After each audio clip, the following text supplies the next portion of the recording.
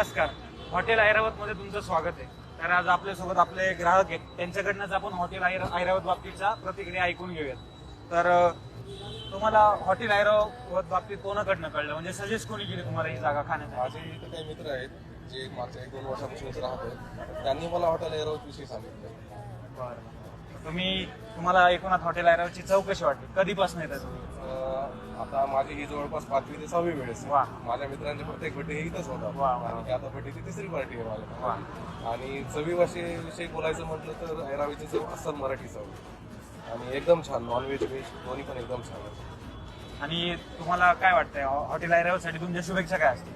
Hotel ऐरावतसाठी Airavat या नावावरच वाटतं की हे मराठी माणसाचं हॉटेल आहे, कारण की मराठी माणूसच असलं ऐरावतच नाव ठेवू शकतो. आणि नितीन सर म्हणजे आता खूप म्हणजे आमचे मित्रासारखे झालेले आहेत आणि त्यांच्यासाठी खूप खूप शुभेच्छा. पाय भुकाटा रुतल काटा दिसल वाट